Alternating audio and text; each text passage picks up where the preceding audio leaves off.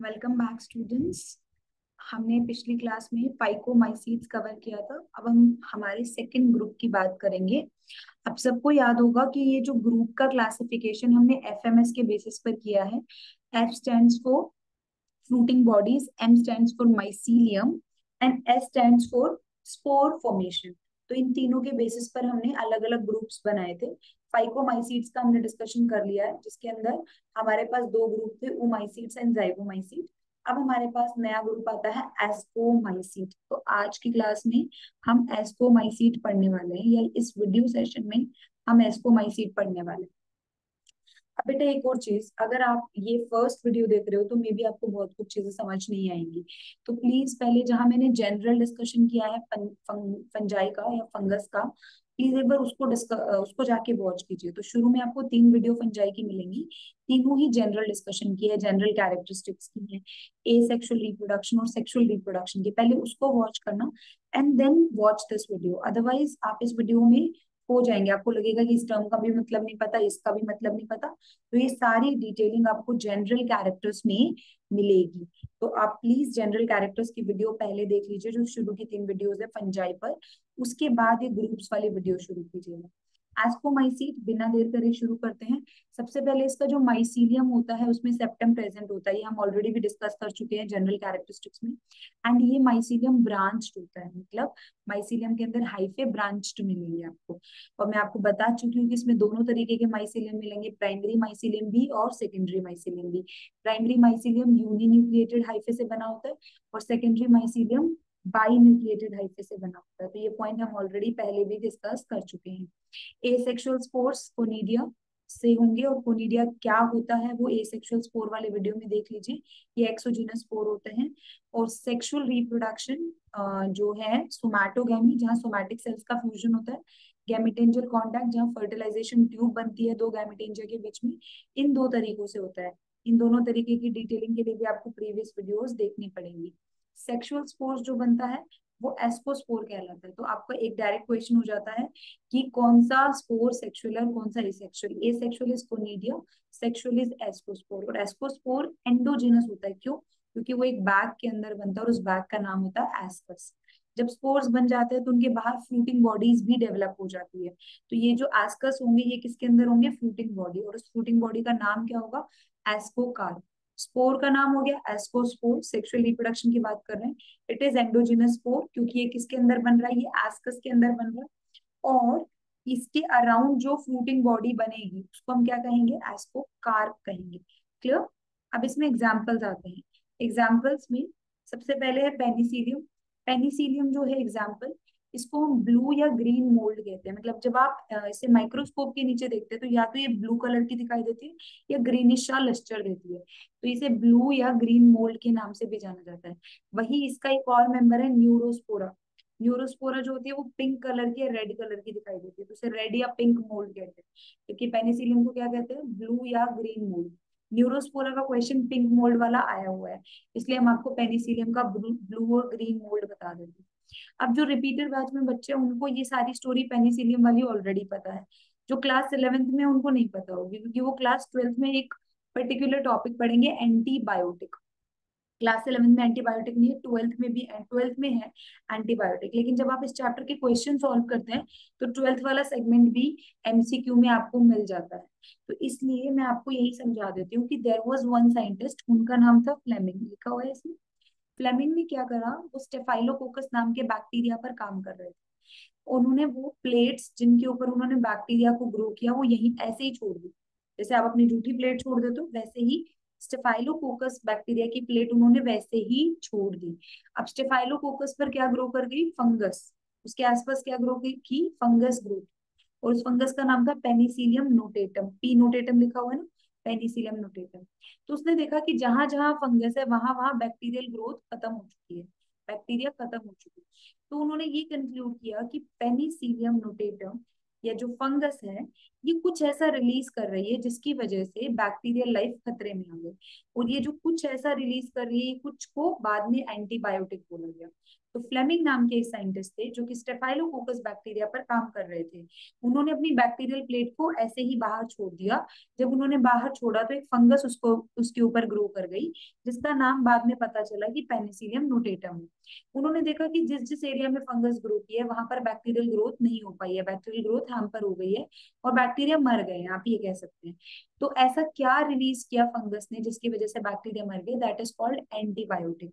और ये फंगस का नाम पेनिसिलियम नोटेटम था, इसलिए हमारी फर्स्ट एंटीबायोटिक का नाम क्या पड़ गया, पेनिसिलिन पड़ गया। बहुत सिग्निफिकेंट डिस्कवरी है ये, बहुत सिग्निफिकेंट डिस्कवरी है, याद रखना।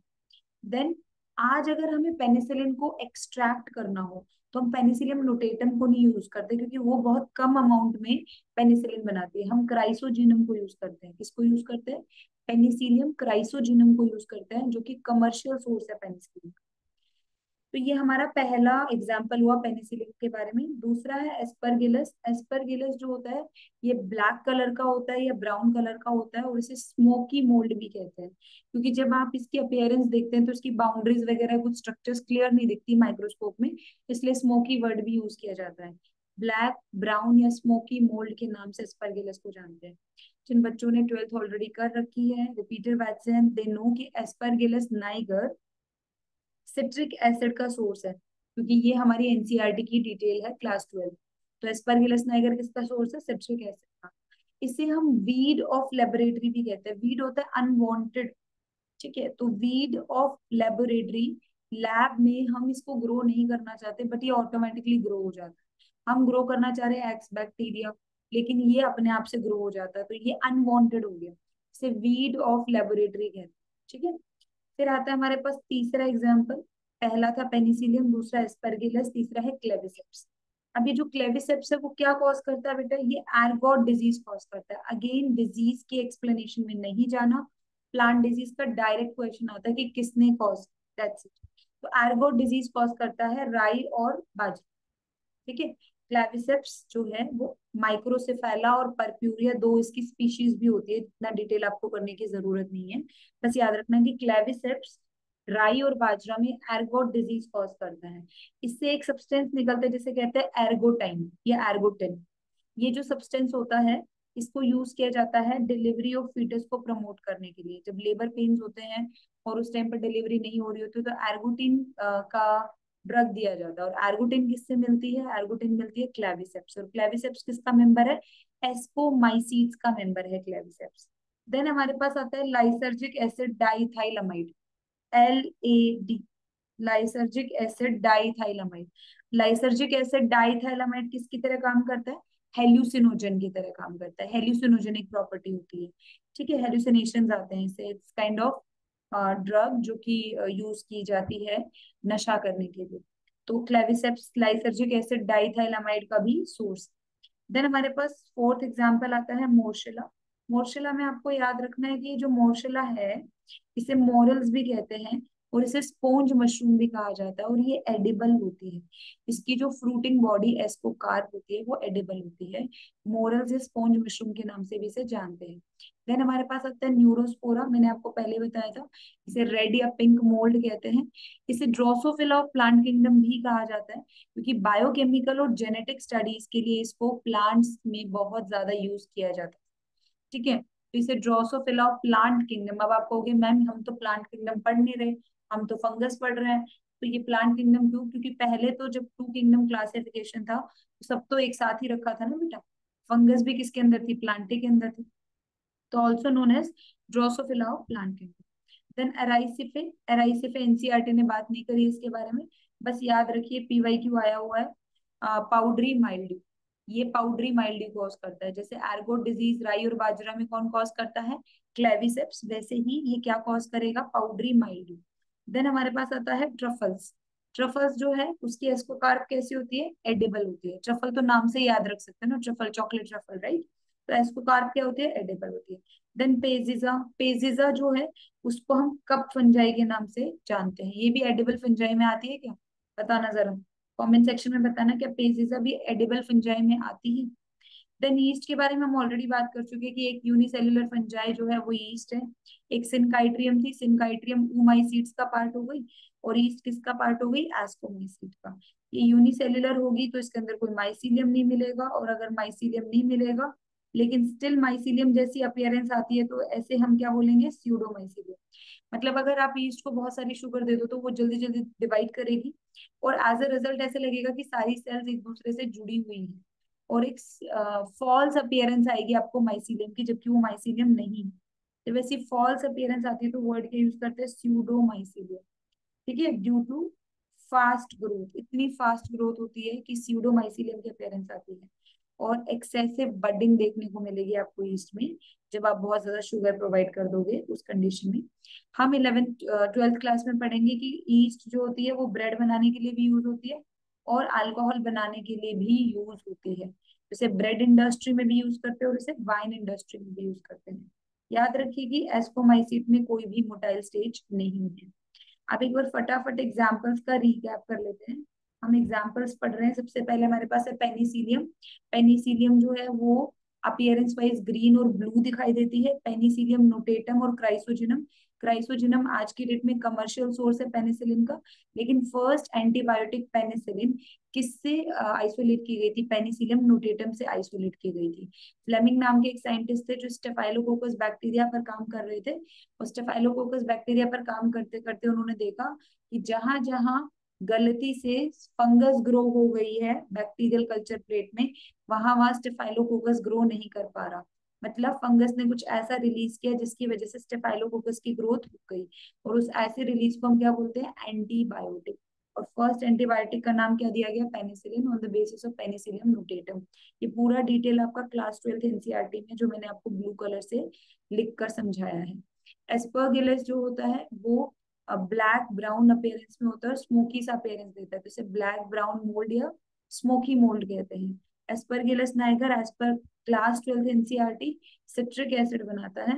इसके अलावा ये लैब में जहां इनकी जरूरत नहीं भी होती वहां पर ग्रो कर जाते हैं, तो they are unwanted, that's why they are known as weed of laboratory. Unwanted organisms which are known as weed of laboratory. Then हमारे पास आता है क्लेविसेप्स। थर्ड एग्जांपल पेनिसिलियम हो गया, एस्परगिलस हो गया। देन आता है Claviceps. Claviceps ergot disease of राई एंड बाजरा। एर्गोटिन सब्सटेंस जो कि डिलीवरी को प्रमोट करता है। लाइसर्जिक एसिड डाइमिथाइलामाइड जो कि हेल्यूसिनोजेनिक प्रॉपर्टी कैरी करता है, ड्रग्स के लिए इसको यूज किया जाता है। Then we have Morchella. Morchella को क्या कहते हैं, मॉरल्स कहते हैं बेटा। Morels are the edible fungi, they are sponge mushroom, उनके फ्रूटिंग बॉडी एडिबल होता है। न्यूरोस्पोरा मैंने आपको पहले भी बताया, रेड और पिंक मोल्ड है। और न्यूरोस्पोरा को ड्रोसोफिला ऑफ प्लांट किंगडम कहते हैं, क्योंकि इनिशियली फंगस भी प्लांटी के अंदर ही रखी गई थी। और न्यूरोस्पोरा को बहुत ज्यादा यूज किया जाता है जेनेटिक्स और बायोकेमिकल स्टडीज के लिए, इसलिए इसे ड्रोसोफिला, जिसे ड्रोसोफिला कहाँ यूज होती है, एनिमल किंगडम के अंदर ड्रोसोफिला को यूज किया जाता है ना जेनेटिक्स और बायोकेमिकल स्टडीज के लिए। द सेम वे इसको यूज किया जाता है जेनेटिक्स और बायोकेमिकल स्टडीज के लिए प्लांट किंगडम में। अब आपको याद रहना चाहिए कि ये प्लांटी और एनिमल, जब टू किंगडम क्लासिफिकेशन ज्यादा कॉमन था उस वक्त ये नाम दिया गया था ड्रोसोफिला ऑफ प्लांट किंगडम। आज हमें पता है कि ये ड्रोसोफिला ऑफ फंगस जरूर हो सकती है, पर ड्रोसोफिला ऑफ प्लांट किंगडम नहीं हो सकती। राइस पे एनसीईआरटी ने बात नहीं करी है, बट पीवाईक्यू आया हुआ है। पाउडरी माइल्ड्यू कॉज करते हैं। आपको डिटेलिंग में नहीं जाना, व्हाट इज पाउडरी माइल्ड्यू, क्या अपीयरेंस है, क्या सिम्टम्स है, नहीं जाना, सीधे सीधे याद रखना पाउडरी माइल्ड्यू। ट्रफल्स जो होता है वो एडिबल होते हैं जस्ट लाइक मॉर्शला। पेजीजा मैंने आपको एक क्वेश्चन दिया, आप कमेंट सेक्शन में बताना क्या पेजीजा भी एडिबल है। पेजीजा कब फंजाई होती है, और इसके बारे में भी एनसीईआरटी ने नहीं बोला है। देन ईस्ट हम ऑलरेडी बात कर चुके हैं, इसमें माइसिलियम नहीं होता, ये यूनिसेल्युलर होती है, लेकिन fast growth and excessive budding की वजह से आपको लगेगा कि एक ईस्ट दूसरी ईस्ट से कनेक्टेड है जस्ट लाइक अ हाइफे, और इसे हम बोलते हैं स्यूडोमाइसीलियम अपीयरेंस।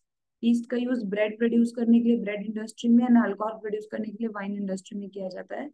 एस्कोमाइसीट्स में भी जाइगोमाइसीट्स की तरह कोई भी मोटाइल स्टेज प्रेजेंट नहीं होती। So that's all for ascomycetes. आप प्लीज पहले 3 वीडियोस देखना फंजाई के बेसिक वाले, देन एस्को का वीडियो देखना, एंड देन पहले फाइको का देखना एंड देन एस्को का वीडियो देखना। तब आपको समझ आएगा, खाली इस वीडियो से समझ नहीं आएगा, क्योंकि इसके अंदर बहुत सारे टर्म्स यूज करें जो मैंने एक्सप्लेन नहीं करे। अब आपको नेक्स्ट सेशन मिलेगा बेसिडियोमाइसिट का। टिल दिन बाय बाय, टेक केयर।